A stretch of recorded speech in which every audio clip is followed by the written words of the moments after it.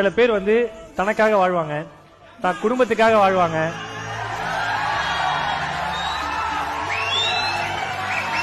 திரைத்துறைக்காக வாழ்வாங்க. ஆனா இந்த மனிதர் மக்களுக்காகவே வாழ்ந்தவரு. உண்டி கொடுத்தோர் உயிர் கொடுத்தோரேன்னு சொல்லுவாங்க. எல்லாருக்கும் இருக்கிற வரைக்கும் இப்பயும் எப்பயுமே அவருடைய அலுவலகத்துக்கு சென்ற எல்லாருமே வந்து வயிறு நிறைஞ்சுதான் வருவாங்க. அந்த அளவுக்கு ஒரு அற்புதமான அள்ளி அள்ளி கொடுத்த கரங்கள் அவரு. தமிழ் சினிமால 25 பக்க டைலாக் 30 டைலாக் எல்லாம் ஒரே டேக்ல பண்ண ஒரு உத்தமர். பல ஸ்டென்சின் ஹெலிகாப்டர் தொங்கி நடிக்கணுமா நடிப்பாரு. எந்த விதமான ரோப்பு எதுவுமே இல்லாம மக்களை என்டர்டைன்மெண்ட் பண்ணி மக்களை மகிழ்விச்சவரு. அதை தாண்டி ஒரு தலைவரா மக்கள் மனதில் நின்னவரு.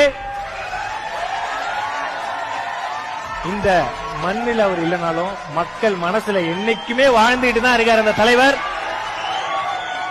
ஒரு மனிதர் இறக்கும் போது அவங்க வீடு மட்டும் ஆயிடுச்சுன்னா அவர் மனிதன். ஒரு மனிதன் இறக்கும் போது நாடே அழுதுனா அவருக்கு தான் மாமனிதன் நம்முடைய கேப்டன் விஜயகாந்த் சார்.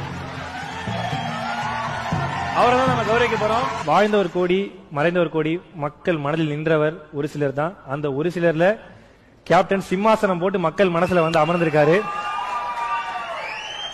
கண்டிப்பா நிறைய பேர் வந்து கேப்டனுக்கும் உதாரணம் சொல்லுவாங்க. என்ன பொறுத்தவரை சரியான உதாரணம்னா கிரிக்கெட் கேப்டனுக்கும்